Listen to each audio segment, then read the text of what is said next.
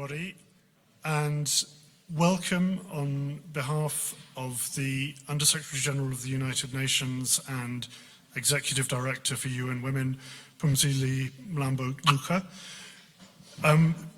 It's great that you're all able to join us this morning for the launch of the first ever He4She Impact Champion Parity Report. Before we start with that, as you will know, we were all immensely saddened yesterday to hear of the death of Mustafa Koç, who was a huge figure in the Turkish and international business community, and also a very treasured supporter of UN Women. So just before we start, Phumzile would like to say a few words about him. Phumzile.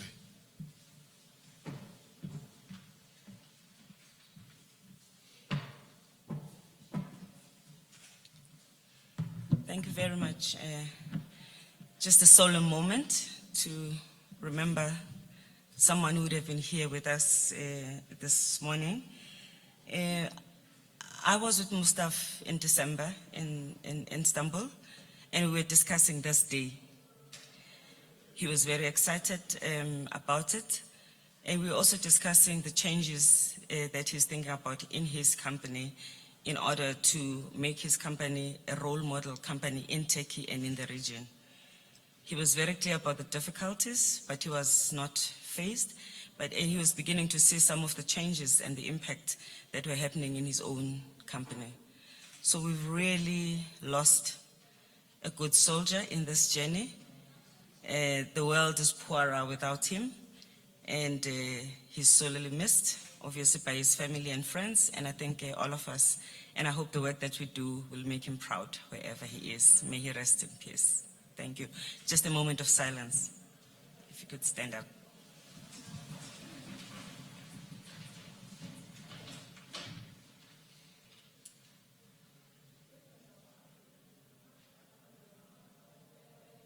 Thank you.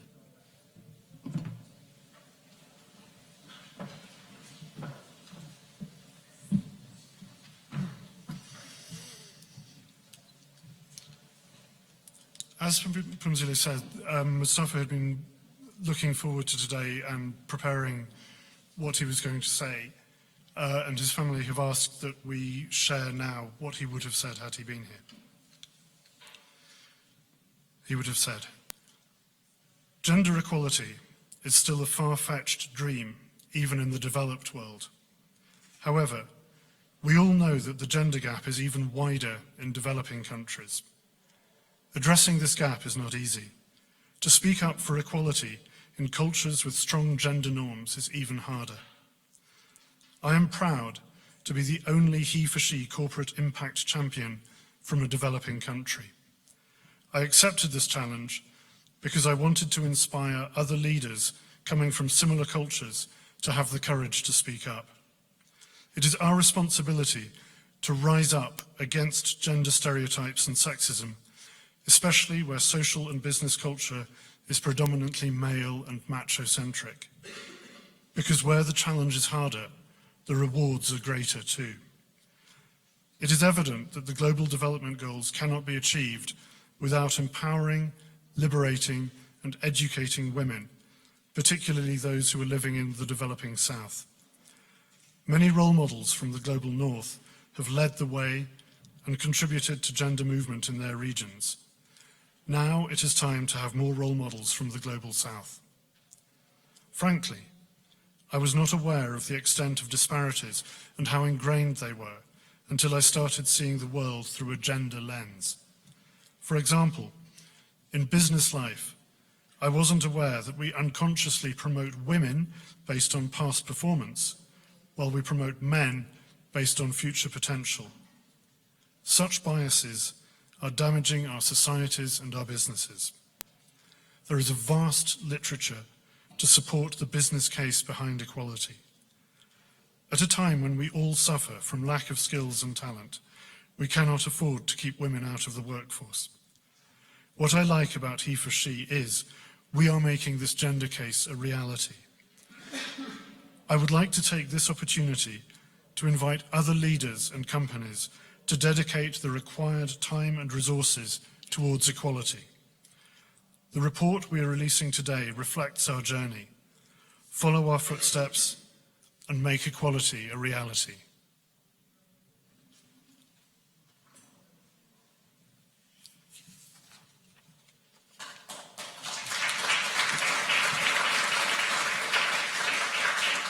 "16 months ago, UN Women launched a new campaign, He for She. It has a very simple message. What we share is more powerful than what divides us. Equal rights for women are important, and bringing them about is a job for everyone. Because equality doesn't just free women, it frees us all. Everyone should feel free to be sensitive. Everyone should feel free to be strong. It is time that we see gender not as two opposing forces, but as a spectrum. If we stop defining each other by what we are not, and start defining ourselves by what we are, we can all be freer. This is what He for She is about. It's about freedom." Happily, a lot of people agreed, and together over the last 16 months, we've made a lot happen. We have recruited 30 impact champions. 10 are the heads of the world's leading universities. 10 are heads of state. And 10 are the CEOs of major companies. These companies span many industries. They run hotels, banks, and mobile phone networks. They distribute your electricity. They make cars and consumer durables. They make your ice cream, snacks, drinks, and shampoo. They keep your food fresh. They advise other companies. And one of them lets you tweet. The 10 CEOs have committed to promoting gender equality in the companies they run and sharing what they learn so that other companies can do the same. They have already carried out a detailed audit of where they stand now, so they know just how large a challenge they face. And they've come here today to share why they have committed to He for She and what they plan to do next.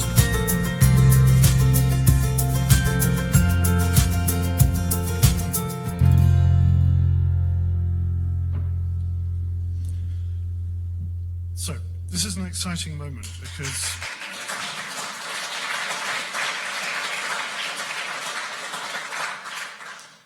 this is still an exciting moment because this report is pretty much the first time that organisations of this weight and clout and importance have been this transparent about where they stand on gender equality and have made really serious commitments about what they intend to do about it.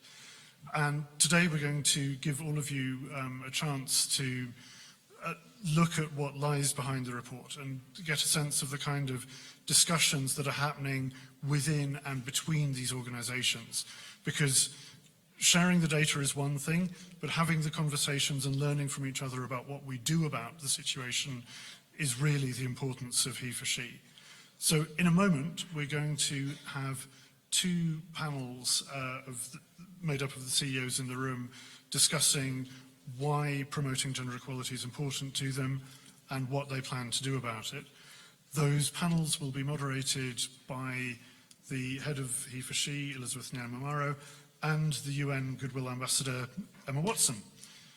Just before we start with those, Phumzile will say a few words about why He for She is important for UN Women and how it fits into the context of all the work that UN Women is doing. And at the end, we will give you a chance to ask some questions of the CEOs. So look forward to that. Phumzile.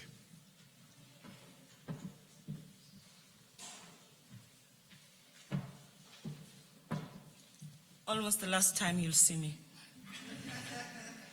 So I'd like to greet you on behalf of UN Women and the UN and thank the CEOs for being here. I warmly welcome our impact champions who are CEOs, but also the impact champions who are here from the university team. We have here the Vice Chancellor of the University of Hong Kong, Peter Matheson, if you could wave wherever you are so we could see you, and Samuel Stanley, the president of Stony Brook University in the US. I don't know if Louise Richardson is here from Oxford, but these are the three heads of universities who are here, of the 10 universities, to be in solidarity with the CEOs. I think they hope you'll return the favor when they have a day like this. 2 years ago, in 2014 that is, the World Economic Forum released their gender parity report. And that report said that it could take 81 years for the world to achieve gender equality in the economy if we continue the way we do. That was a wake-up call. In 2015, the same study by WEF found that it would take 118 years for the world to achieve gender parity in pay. That is, if we continue to do business as usual, which is to leave most of the work to women's organizations, women's interest groups, activists, and other people who are not in positions of authority, who are, however, concerned and determined. However, if we change to business unusual and enter into the space of the new normal, which is what we are doing today, we could shorten this journey. And this is why this is UN Women's business, to work with CEOs, to work with universities, and to work with also heads of states who are also 10 impact champions. Working with men and boys is about ensuring that we've got shared responsibility and a shared vision for a world that has no gender inequality. In this initiative, in which the CEOs are on the driver's seat, recognizes that attaining gender equality is not only the right thing to do, but it also recognizes that companies with the highest representation of women in executive committees, as well as in different executive positions, are able to perform and to compete much better than their counterpart. The significance of today is that we are able to demonstrate the role that leaders can play in addressing gender equality at the workplace when they are leading from the front. In a very short space of time, we have seen significant results in these companies because the CEOs are leading from the front. Today is also about transparency, sharing the information that has been gathered, and using the data to mobilize other companies to do the same. The focus is also on what matters. We are focusing on entry level, we are focusing on middle level, we are focusing on women in executive and non-executive levels of the companies, so that when we are trying to address the problem, we know exactly where to go. Out of the study, it has been shown that these companies that we are about today are very close at making a breakthrough. 39% of total employees at these companies are women, so they are close to break into the between 40 and 60% range. Labor force equality participation, which is what the World Bank recommends as the ideal level of participation by women. Of course, we would want it to be 50% plus in general. At senior leadership level, with these companies, the participation of women is between 11% to 33%. No company in this group has yet achieved parity in the top 6%. But this is a journey, and we think those that have more work to do will probably run faster. Those that are closer would also engage stronger. Across the impact champions, women also hold 28% of the board seat, exceeding the current global average of 17%. And we'd hope that these companies will break through the global average and do even better. Already they are above the global average. And across all these companies, 35% of new hires are women, but Barclays, PwC, Tupperware, and Unilever have already achieved gender parity in their new hires. But what this means is that everybody has a pipeline to work with and to take forward. So we know that having women leaders at executive level is critical for each partner to realize both their business objectives, but also to make the world a better place. We have timeframes that we have adopted with these companies. 2020 is going to be the year when we hope we'll be able to present very exciting information and data. In the Sustainable Development Goals, we have highlighted the importance of using data so that you can make evidence-based decisions. And what this is about is also to demonstrate how these companies also value the data and are willing to share it. So here we are. In the short time, these companies have also been able to mobilize and education amongst their employees on gender equality. They have launched new efforts to accelerate progress towards workforce parity and the empowerment of men within the company has gone into the realm of turning men into activists of gender equality. The significance of today is not just for us, it's also for the World Economic Forum, who also has a role to play in ensuring that they create the demand and the pressure for more women to participate in the delegation that come to Davos. And together, UN Women, companies, and others, we create a possibility for companies to have a greater pool of women to send to meetings like this. Today is also about the implementation of SDG 5 and gender equality, SDG 8, which is decent jobs and economic growth, SDG 17, which is about partnerships. So these CEOs are ahead of the pack. We are already beginning the journey to Agenda 2030, and it can never be too early for us to start. Thank you so much for the work that you do. Thank you, Emma, for your dedication and for being so hands-on and for making sure that also I fall into line. I love that. I'm now going to hand over to Emma and Elizabeth, who will make sure that we have some interaction. Thank you.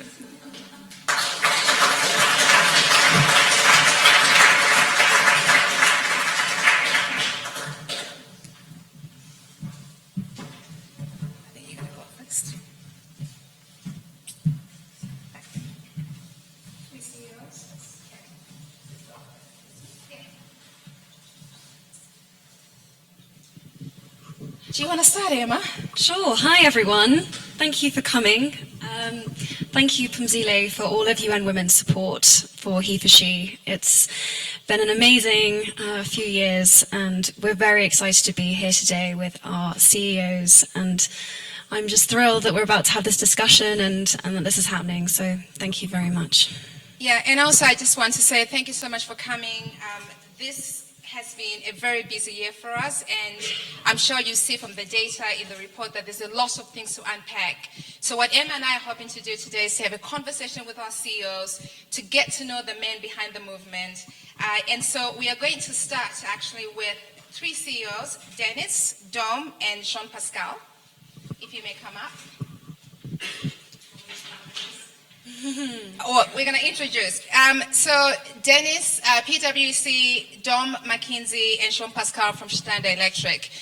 I think actually one of the biggest questions I have had personally over the past few months is, who are the men behind the He for She initiative?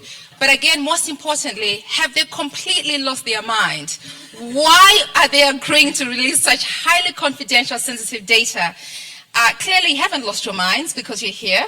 So I think Emma and I, we're going to have a discussion and ask the important question, why? Why was this important for you to join He for She? And why is it important for you to champion gender equality personally, but also in your own organization? Over to Emma. I want to start with you, Dom. You're from McKinsey, and McKinsey is releasing their data around gender equality, and this is a really big deal. Out of all of the issues that you could have championed, you've chosen to champion equality. Why is promoting equality really important to you and to McKinsey? Thank you very much.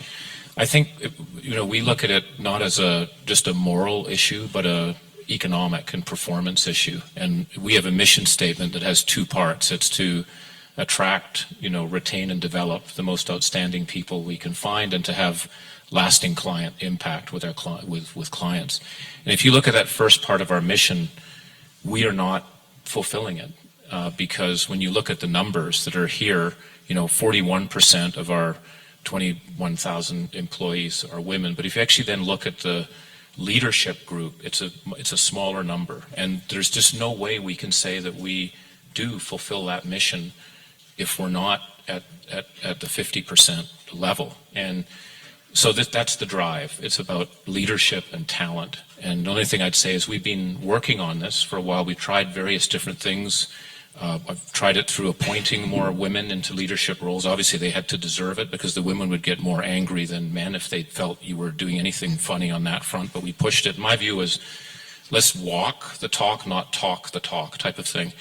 But what we found is it was very gradual. We've been at this for about 5 years. And Phumzile mentioned the sort of 118 years. My view is it would probably take us 70 years to get to where we were. So we needed a jolt, a kick in the behind, if I might say, on ourselves. So that's what we did, and we thought we've got to be very ambitious about the target, and we've got to get to 50%. We want to get to 40% from 24% on the senior leadership side. We want to do it in 5 years, and that's going to take a lot of effort. And so we're going to have to talk about it, and we're going to have to lead it. And I think it's your whole point. It's men need to lead. This isn't a women's issue. We need to do it because it'll affect the performance of our firm and mission. So that's the background. Amazing. That's a great answer. Thank you very much. Dennis, I'd like to go to you next. You're from PwC. The research that you've done at PwC, and I've read this report, it's amazing. Thank you for doing that. Suggests that teams that are diverse statistically make better decisions as stronger teams. Can you talk to that a little bit? Yeah, sure. So at PwC,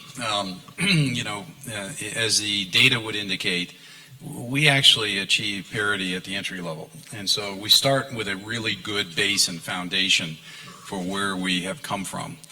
Our biggest challenge, if we have a challenge, is that when we get to the leadership levels, partner level and above, it falls off in a very dramatic way. We have about 20% of our partners globally who are female. And so we have a significant issue with how we think about how we progress the gender discussion throughout the whole of the organization.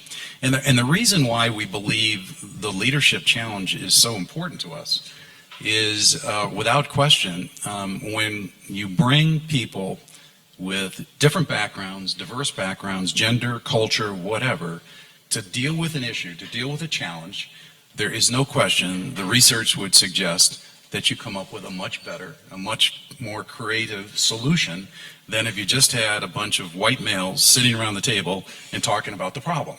So the leadership challenge to PwC is critical to our success, as Dom said. It's a business challenge for us.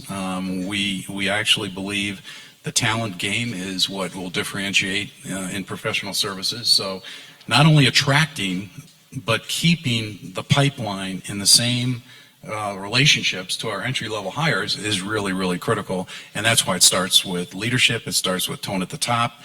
We would say that the game changer for us and what we have experienced is that if you don't start managing the data, if you don't start managing the pipeline in an objective way with facts, as people progress through the organization, you're not going to make the shift that you really want to make. So this is an area that's really important, it's strategic, and there's a clear business imperative to what we're trying to get accomplished. Thank you. Jean-Pascal, at Schneider Electric, you think the future is all about green energy, which is wonderful. Why do you also think that the future is about gender equality? Well, I'm going to cover the same topic somewhere as my two colleagues here, because we are in an industry speak about energy, technology, electricity, which is not typically female at the beginning. When I was given the keys of the company, and I've been 30 years with a company, first my top 1,000, there were 3% of women. And we started this journey, so 12 years ago, starting from a very low base, which I mean, when I say that, I don't say I'm qualifying for the if or she, but we've taken really the challenge, the very exciting challenge to make our leadership and the whole company more diverse. For the reasons that were explained before, war for talents, it would be stupid for a technology company like us to get deprived of 50% of the talents of the world. There is always a good excuse, which is in electrical school, there are no women. Well, even there are 15% in average, it's still enough for us to recruit women. The second one is we are a company of innovation, and I completely go with Dennis about innovation comes from creativity, creativity comes from diversity, confrontation of different origins on opinions. Third point is that many of our customers are women. So you've got a bunch of men say, I understand women. Yeah, you bet, okay? Right, no, we don't, okay? So you need that diversity on people who understand it. And again, 30 years in the company, I did my first 20 years just with men. It's sad, it's terrible, it's awful. So a balanced community is about, is more inclusive, more balanced, more fun, more excitement, which is a bedrock of innovation.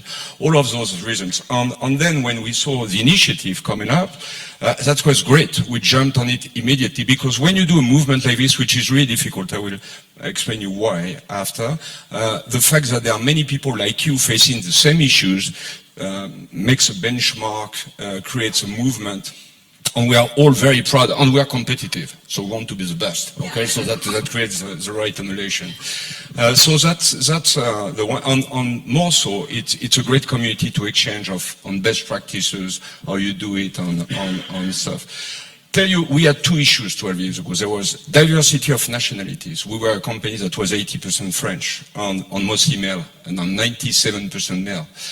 Today we are 80% non-French, which that diversity has occurred quite easily. I would say it has been another battle, but it's been.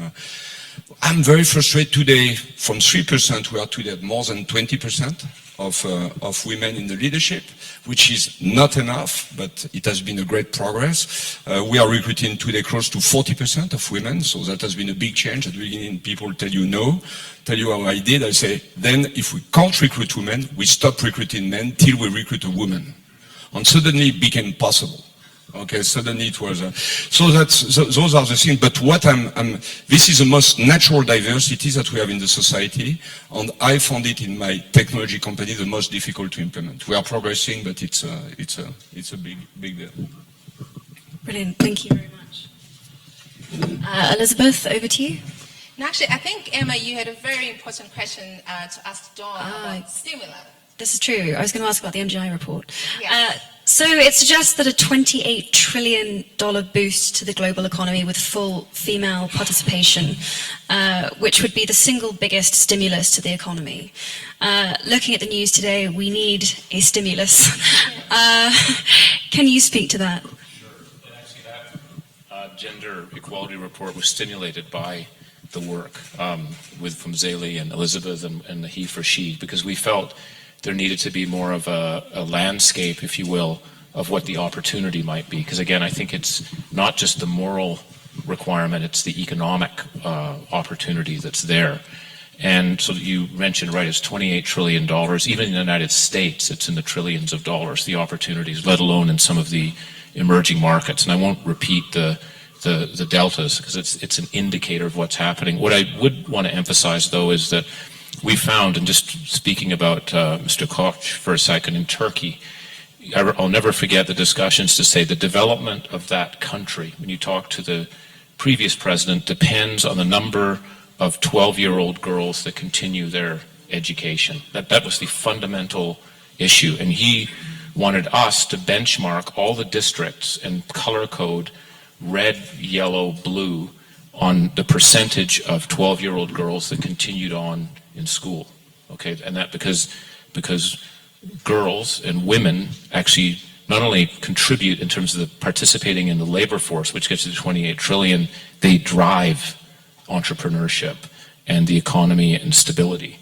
And so this is an area that I think we need to push on. Again, it's back to the economic side. We all agree on I think the moral side.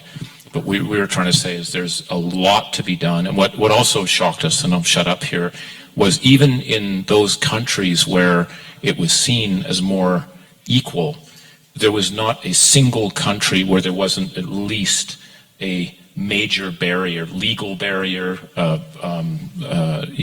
income barrier, educational restriction that dampened the opportunity for it. So this is it's a global issue. This isn't an emerging market developed. It's a global issue, and we think, just like you've driven with this report here, because putting numbers on a page, as you said too, we get competitive. I even brought this up here just to see where Dennis was, but I can't say anything because he's ahead of me. But if you start comparing, you look at countries, and I think we need to start putting visibility out there in terms of how are different countries doing, and that's another reason why we did this report too, to rank countries, and this is again about economic performance. So that was a bit of the background to the report. Yeah, so I have a question for you, Dennis. I think one key thing that we're understanding on He4She is that for change to happen, for behavioral change to happen, we need to redefine masculinity. And one of the exciting commitments that you're working on, I think in partnership with another Impact champion, Stony Brook, is this curriculum to redefine masculinity. I think this is quite an exciting initiative for us. But I want to speak to you actually about the other commitment on senior leadership. I think based on the report right now, you have 18% at top, 6% of the company leadership, and 20% of female at the board level. I know you have a commitment on senior leadership.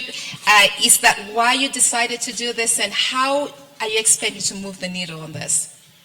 So this is really hard, right? I would say within PwC, for us, it's not about programs, it's not about initiatives, because we've been after this for over 10 years now. And so we think we have best-in-class arrangements with regard to work-life flexibility, part-time arrangements, all the things that you would expect to address some of the issues and concerns that are out there, right?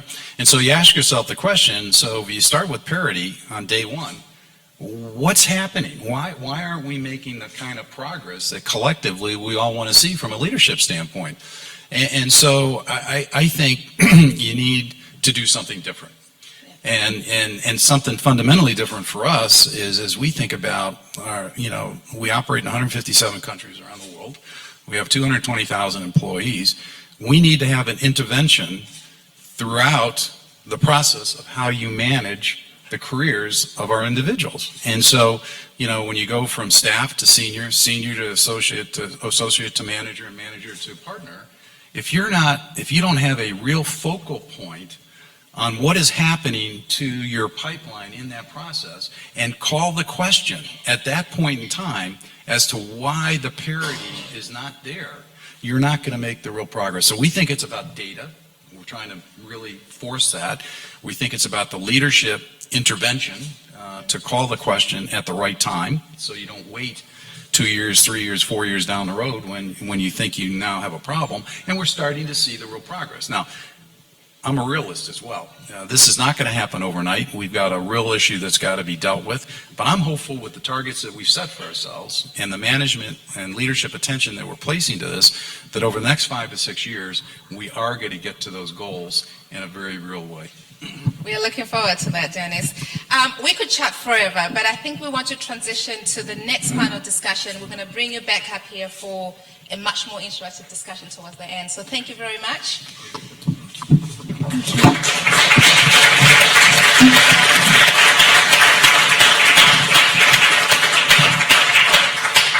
So now we want to look at what we in business can do to effect change.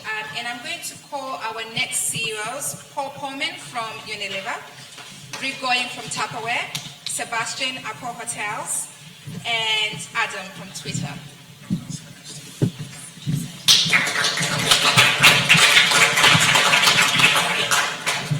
And I'm handing back over to you, Emma.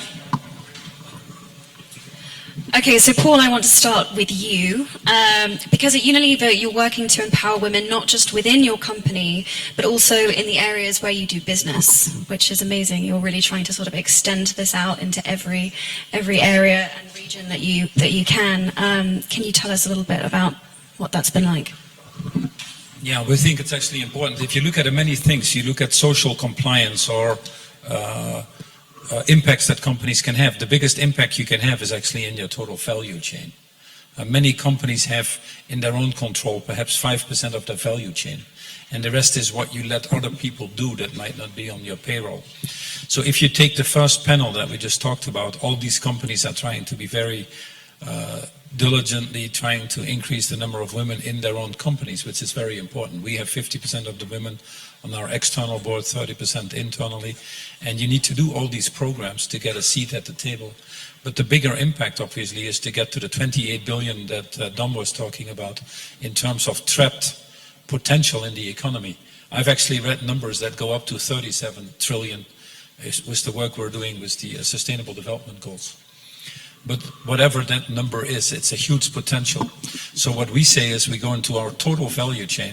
We've made a commitment to improve the livelihoods of 5 million women in our total value chain. And what we do is in everything that we can influence in our value chain, we take an angle of women. Let me just give you a few examples.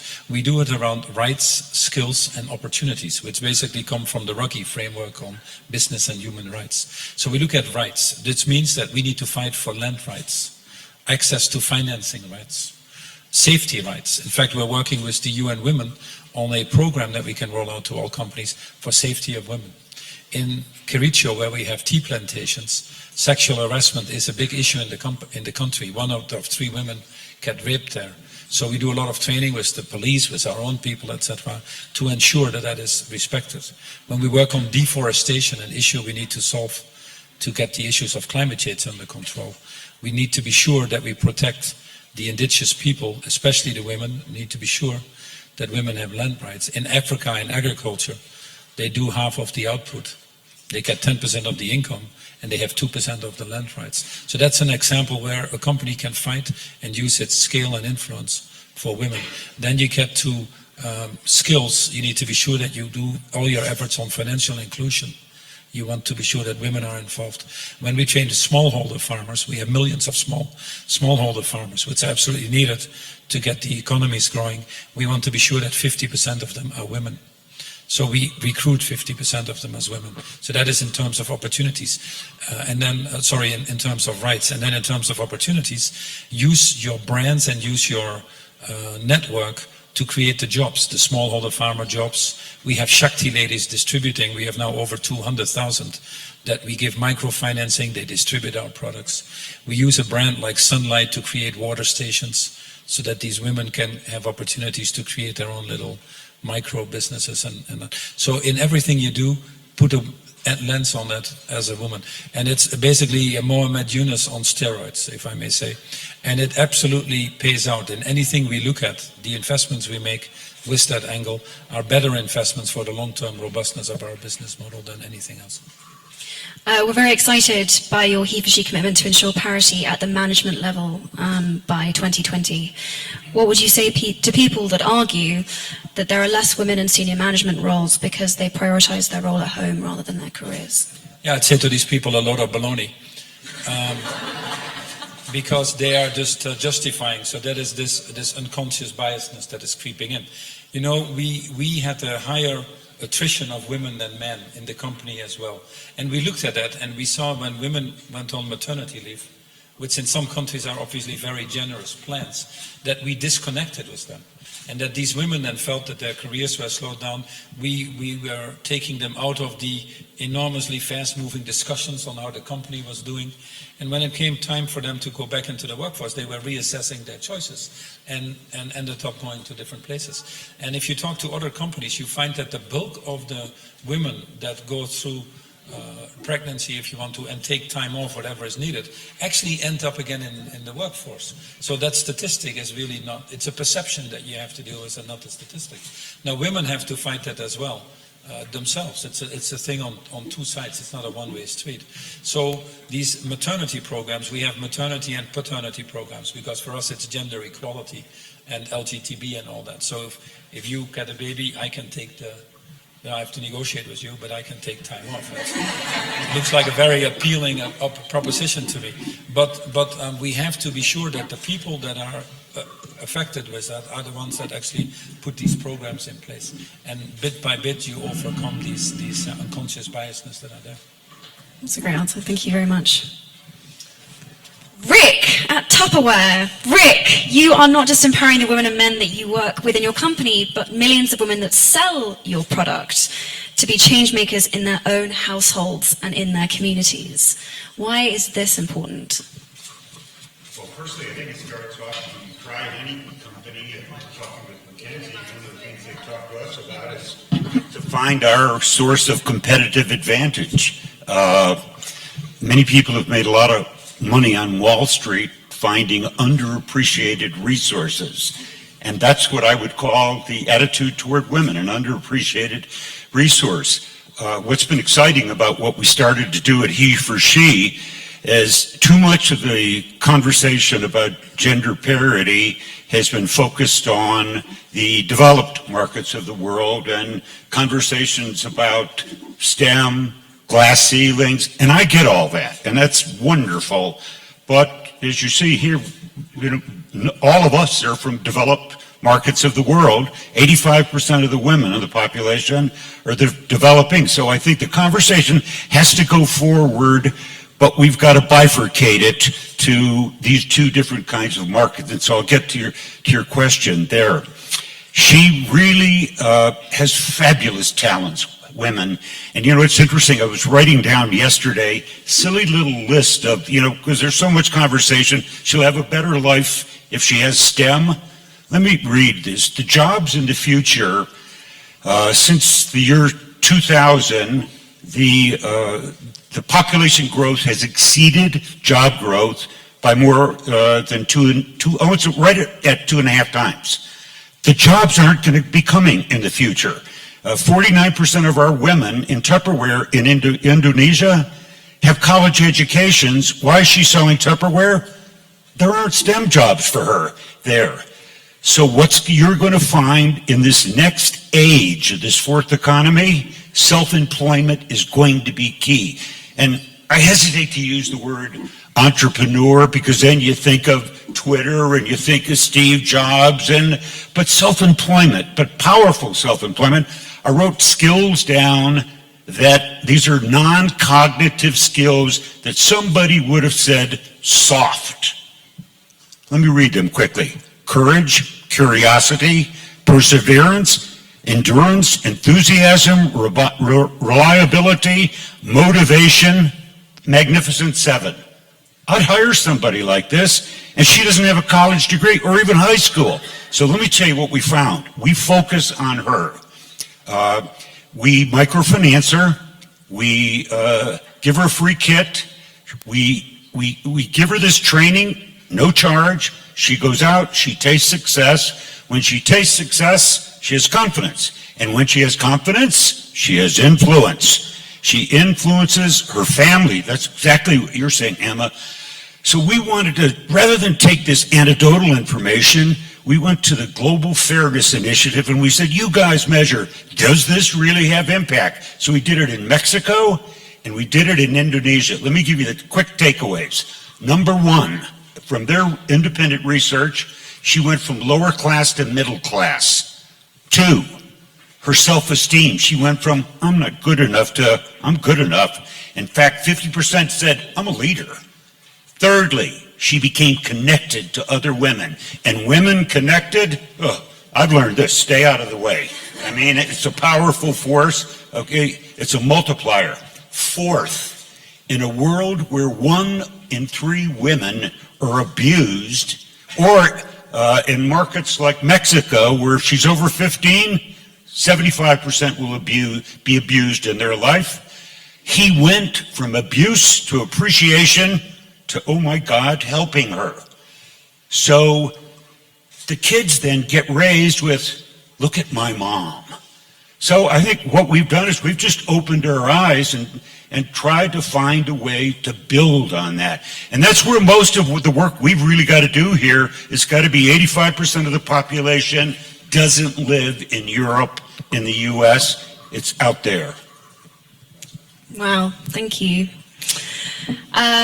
Sebastian, you're one of only 2 CEOs that has made a commitment to equal pay. Why was that your focus at Accor Hotels? Well, because you have to start somewhere.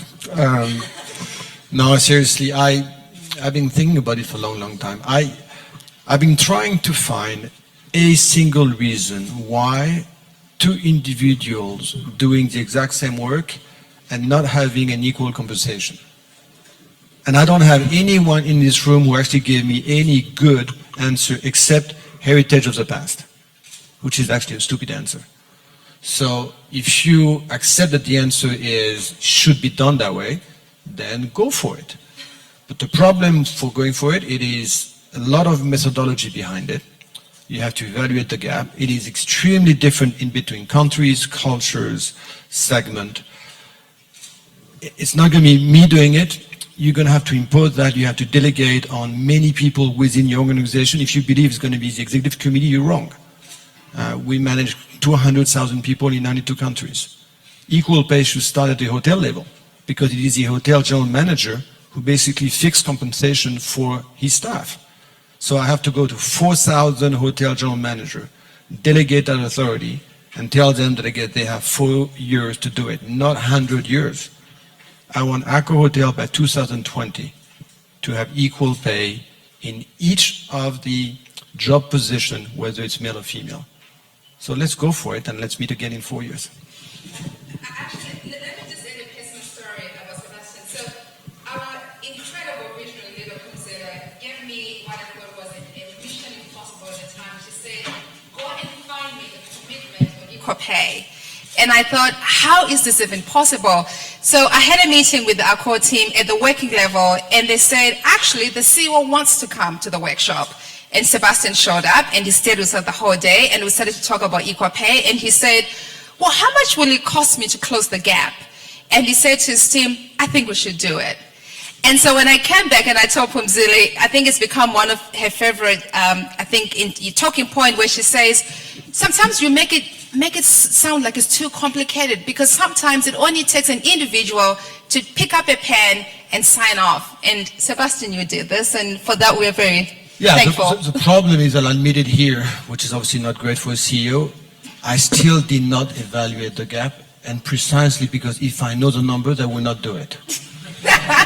So put the numbers aside, and I decided equal pay because parity, I've done that with my family, boy, girl, so I start with equal pay. No, seriously, I don't have the number. I'm going to get the number fast enough, but whatever that number is, it is an investment, it is a message, and it is just norms, and let's not budge from it. Plus, I'm going to be pushing other people to copy us, which is good. I owe you my job.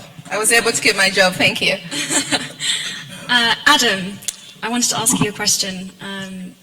At Twitter, you're focusing on representation of women in senior leadership roles.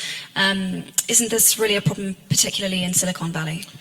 Oh, it absolutely is. And I'd like to start by saying I'm incredibly honored to be here today. You know, when you kicked off the conversation about he for she over a year ago, there's been over 2.5 million tweets with the hashtag he for she, and they've come from over 200 countries all across the world. So it really is a global conversation that you've kicked off. As for Twitter, the company, we have published our diversity and inclusiveness goals for 2016. We're going to hold ourselves accountable for those goals, as should all of you. And we're committed to increasing the representation of women all across the company, all across the globe, in both technology positions and also in leadership positions at the company. And why? It's actually pretty simple. We want the company makeup and the leadership of the company to reflect the massive diversity of the users that we already have on Twitter, the platform. The other thing that we're doing is we are focused on a systematic review of metrics that matter at the company, things like salary review, numbers of retention and acquisition of employees, and then most importantly, we are also talking directly to our employee base, and actually through some of these conversations with employees, a review of survey information, we've started gleaning incredible insights from those teams, and have actually made change within inside of the company. I'll give you two really good examples of this, two of many examples that have happened recently. One, we heard from the women in leadership positions at the company that, while incredibly optimistic about the future of the company, they were looking for more mentorship. And so we've started a pilot program at the company to help coach women in leadership positions across the globe. And secondly, we heard from new mothers in particular that in business travel, breastfeeding actually was a challenge for them.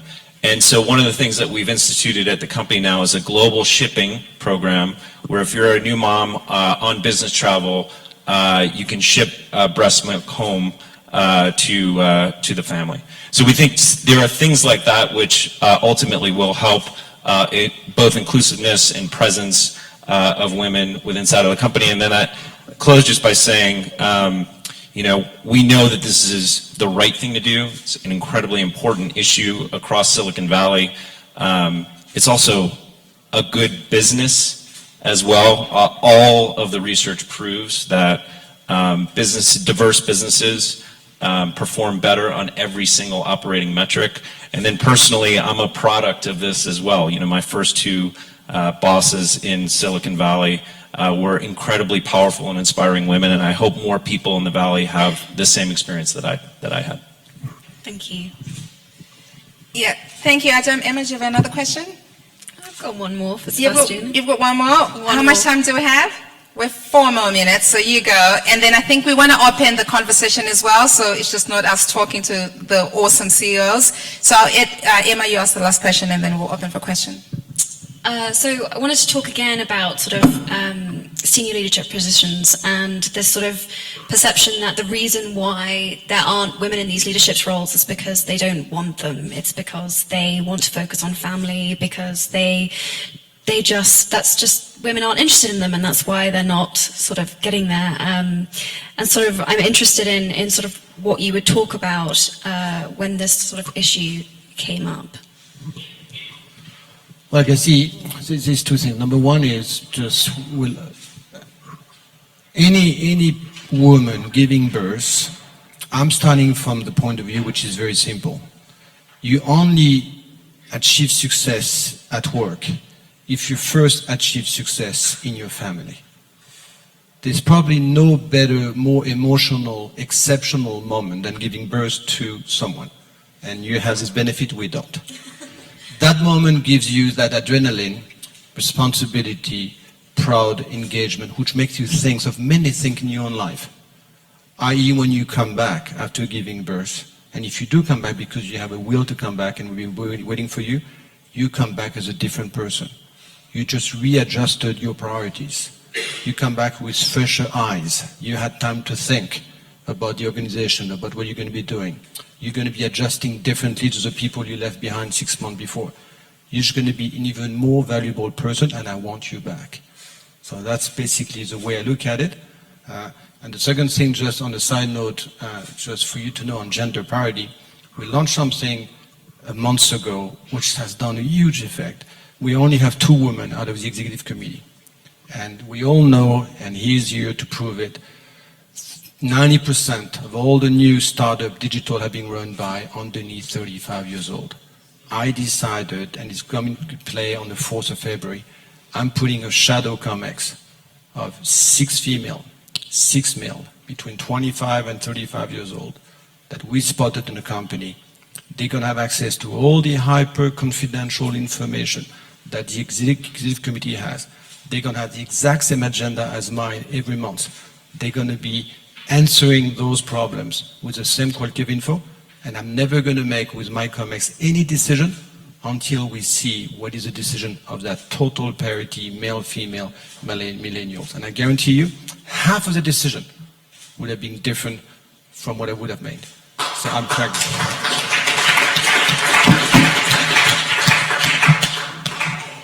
So we would like to invite back Dom and Dennis. And we're opening up for questions. If anyone has questions for the CEOs. I'll take the gentleman at the back first. If you could identify yourself, there should be a roaming mic somewhere. Name and affiliation, please, before you ask your question. Hi, thank you. Good morning. I'm Hugo Duncan from the Daily Mail in London. Emma, I wanted to ask you and also just get the view of the CEOs who are there. Do you think the World Economic Forum itself is doing enough to promote equality and women? I think the number here is 18% of delegates, which 17.8, which I think is up from about 17.4 last year. May I ask you to direct the question to the CEOs? I'm so sorry, it's not my press conference. Yeah, so I suppose the question I'm here as a journalist. I'm here as a questioner. So yes, I suppose the question to the CEO would be, you know, as impact champions, right? Knowing that this is the disparity in Davos, what are some of the things that you're willing to do to ensure that you are taking the lead in changing the dynamic in future years to come? I don't know, Paul, you may want to take this one. You've given the answer in your question. So if you are at 18%, there's an enormous opportunity. So the question is not, is this right or wrong? Everybody understands that it has to move into the right direction. And the things that Klaus is trying to do, I certainly welcome that. He gives free entries for people that bring more women in and stimulating very strongly companies to do that. We happen to have 1 out of the 4 people that are here at the most senior level. We have more people here, 1 out of 4. So I'm in 25%. I feel as guilty because I'm not in 50% either. But I could have 50% here, but I probably bring the wrong people versus my agenda right now. I could be at 75% the next time. I just look at it, what is our mission here? But it should be in general, all at the end of the day, we should be at a more balanced economic forum. There's no doubt about that. And I think Klaus is very well aware of it. And frankly, many of the discussions that we will now be having around the SDGs and the COP21, which I wish would be higher on the agenda of more people here in Davos, if I may be honest, because those are the most important things. In the next 15 years, we've made a commitment that nobody has ever made in this world to irreversibly eradicate poverty, zero poverty, and to solve the issue of climate change, zero carbon in the next 15 years. That requires the best of all of us. And it happens to be that when it gets to purpose, when it gets to long term, when it gets to partnership, women outscore men on that. I think that's well documented. So having at the forum certainly an equal quota would give me more confidence that we get out of this mess that we've behaved ourselves into. Yeah. Dennis, do you want to... Can I comment on something there, though? Because we had a discussion at lunch. A lot of this, the blame is to WEF on it. WEF doesn't set up who comes here, the big companies set up. And particularly, and this is one thing I would like to see change, I won't do business meetings at World Economic Forum. If I want to go to a business conference, I'll go to a business conference. Our slogan is, we're improving the state of the world. We have too many professional service corporations that come here, and their whole agenda is really doing business meetings. And then you have to figure out, I've got 5 slots, who am I going to send to these? I'm going to send senior partners to this. I mean, you're sitting here with some professional service. They're here, and they're not doing a business meeting here. They're doing, this is what WEF is all about. So I think we need to be critical of that as we go forward, because these are big goals. And hey, we want to figure out how to make our clients feel good. Have a golf outing. Yeah. Come here to change the world. Yeah. Dennis, I'd love to hear your perspective on this as well, before we take another question. Well, as a professional services firm that's here, I'll just leave it at that. I think we collectively have a challenge. I mean, one of the big opportunities, I think, at WEF around this topic is over the past several years, we've had many discussions and debates about, the whole issue of gender parity. And one of my frustrations, quite frankly, is I think there's a lot of really great ideas that come out of these conversations. And if there was a way that we could really get the best practices that are out, in all organizations, out to the greater World Economic Forum, I think we could actually begin to move the needle. And I would like us to see if we can do something along those lines, because I think that's one of the big challenges here, because otherwise we just keep reinventing the wheel in every single organization. And I think we have collectively some tremendous ideas that have been shared here this morning. And I think it's about pushing those best practices, those best ideas out, and then holding ourselves accountable for what we're trying to do. Thank you, Impact Champions, for committing to take the lead on this. I'll take another question. Monique? Yes, Monique Villa from the Thomson Reuters Foundation. My question, a very intriguing idea from Sébastien Bazin on the shadow XCOM. First, how did you choose the 6 men and women? Was there a process or is it your choice? And second, do the other one around would be interested to copy the formula if it works? What we've done is I've asked the 12 members of the executive committee to each of them their respective region and business unit to spot 2, 1 male, 1 female. So I have 24, and my head of human resources and myself alone, we interview the 24, and I've done already 17 or 24, and I guarantee you that at least 15 I want to keep. It's just extraordinary, the quality of the people that I did not really know of, and you can start parity only by actually giving proofs that you give them authority and you move on. So, but it's a beginning of a long journey, but it's fascinating in terms of the engagement and the proud of those being selected. The problem is I told them, you're going to do it for a year because it may actually go to their head. So I just want to make sure that they know it's going to be for 12 months. And then we move on to another Shadow COMEX with New Millennium.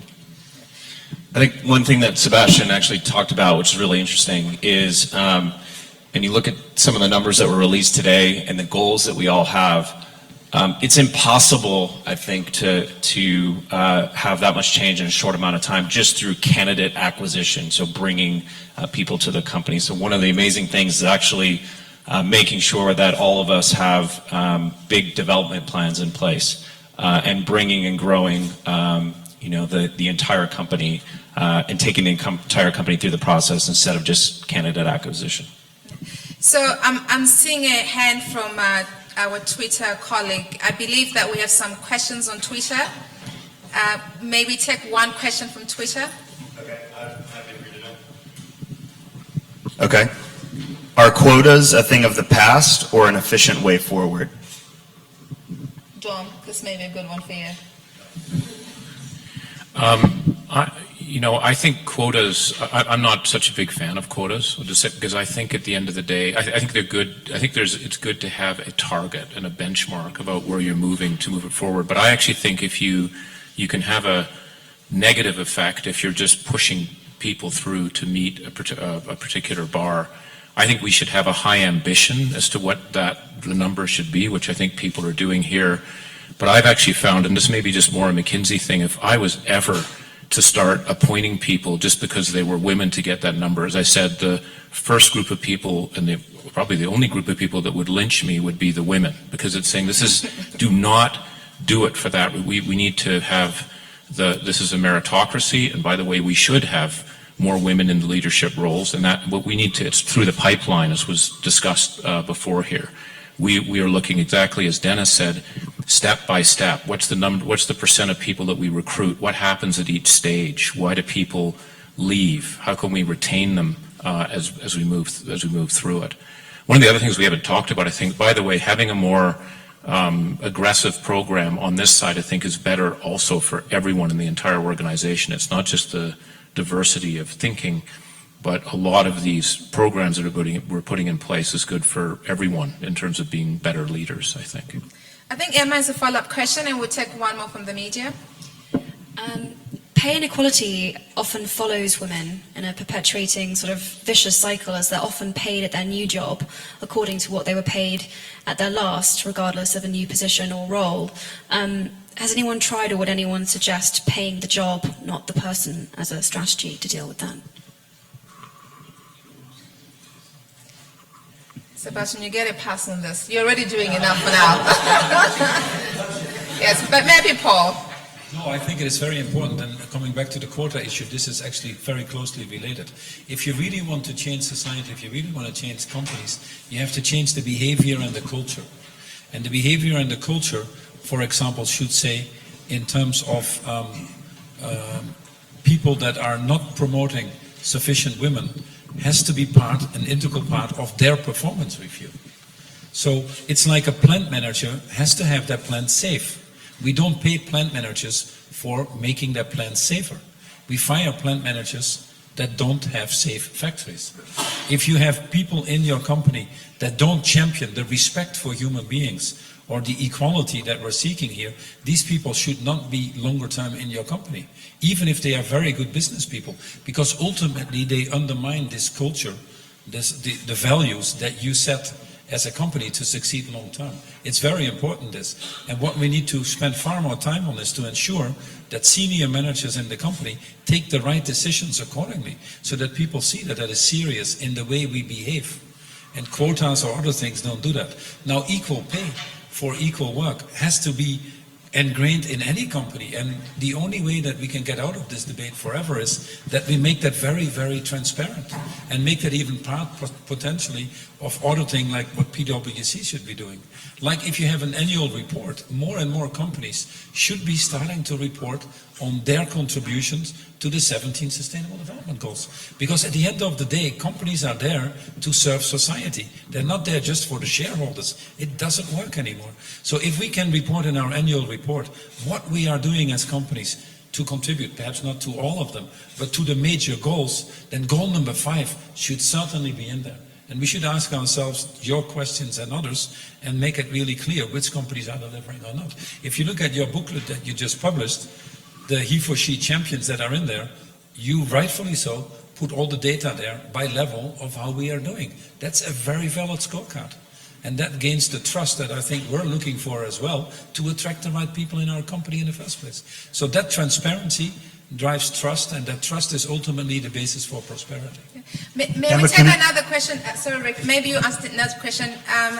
There's a question over here. Hi, thank you. My name's Jenny Anderson. I write for our courts. I'd love to get your take. I've heard from a number of you on different panels over the course of the past few days say that you have best-in-class programs on flexibility, telecommuting, part-time, and your employees don't take it up, or they don't take it up as much as you'd like. And since we're talking about he for she, are you encouraging men to take these up so that that path is sort of paved by everybody and not just by the women? Because the stigma comes from the fact that we're the only ones taking it or asking for it, and so it's a self-perpetuating thing. So what are you doing to encourage men to do this? And also related to that, sort of curb this 24/7 culture, which is part of what makes it very hard for women to want to come back to work, because it does feel like too much. Thank you. Awesome question. Actually, I know that Dennis already has great initiatives ongoing at PwC, so I would let you start, Dennis. Yeah, thanks. It's a great point. And in fact, we recently conducted a survey of all of our millennials, and the point that you're making is spot on. There is no difference of view here between female versus male in terms of how they're thinking about work life, how they're thinking about flexibility, how they're thinking about how they want to conduct their lives, work, et cetera. So to me, this issue is not a gender issue specific. This is really, how you really not only attract but retain that talent for the longer term. So yes, the answer is I think this has got to apply for females as well as males, and we need to make sure that there is a level playing field for both, because if not, I think we can predict what's going to happen. That generation is going to seek, opportunities outside the organization if you're not providing that equal opportunity to both male and females. I've spoken to a lot of men who feel a lot of stigma around taking paternity leave, who feel that they would be looked down on at work or ostracized or sort of deemed not to be doing enough if they took, even half the time that they're given, or which is, in my personal opinion, not enough in most countries anyway. What would you say, or what would you do to try and encourage a culture which actually tells men that it's actually okay to do their bit to support their families and to take time to be at home to support them as well? Well, I'll just jump in. I mean, the average age of our employees across the world at PwC is 28. So we don't have to tell them to do this. They're doing it. They're taking as much maternity leave as they are given. This is the generation that is focused on trying to get that balance. And as I said, this is not about male versus female. Now, I think there's some differences around the world in terms of how you would think about that particular issue. But we see this being really, forced from the bottom up as contrasted to something that's really encouraged from the top down.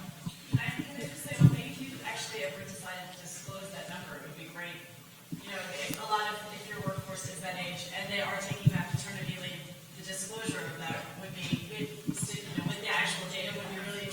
Great suggestion. Stay tuned for next year's parity report. I'm being told that we're running out of time, but I know Rick has been dying to say something. Can we squeeze in Rick and Adam very quickly? Timekeeper? I want to quickly mention something that Paul said that I think is incumbent upon CEO down the road here. We have gone through too much of a period of short-term and focus on shareholder value and what they want. The number one responsibility, I believe, in CEOs going forward is the sustainability of their enterprises for all their stakeholders. And for me, that's 3 million women around the world. Now that you've got so many private equity firms and hedge funds, hey, they're looking to get out in 3 to 5 years, no matter what's left behind.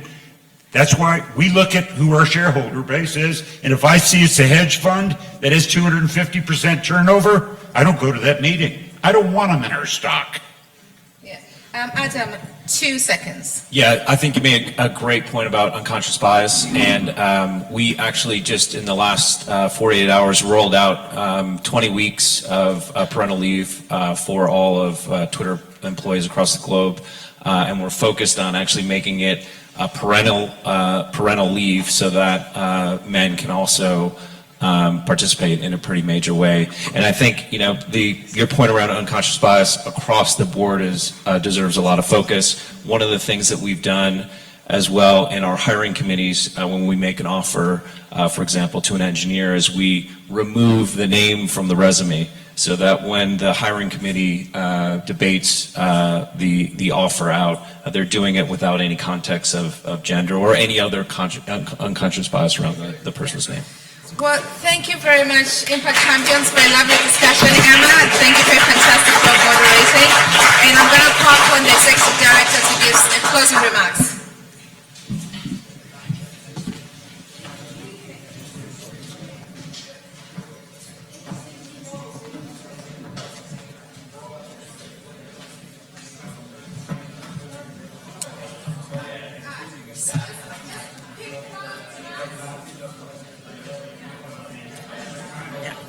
Let me, I need an opportunity to thank you and share some important news. Emma, behave.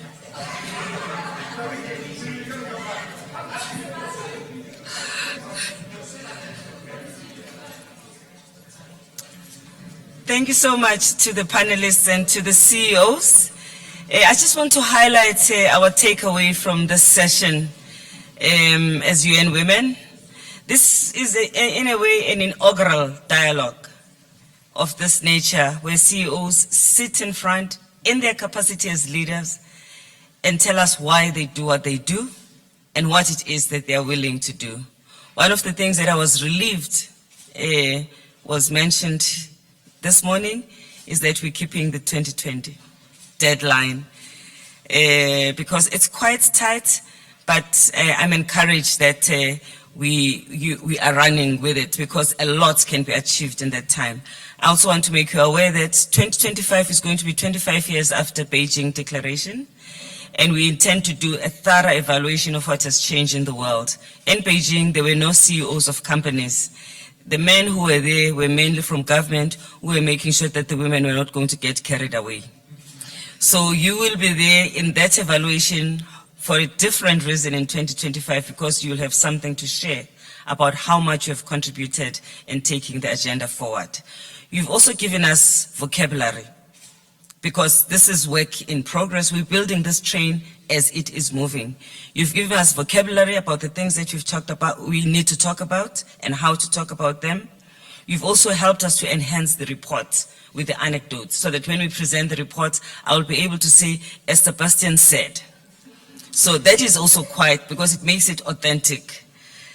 I think we've also beginning to develop a community of practice between and amongst yourselves, and I'm glad that we did have some university leaders who are here because we want this community of practice to cross-fertilize, not just within private sector, but also to go out of that.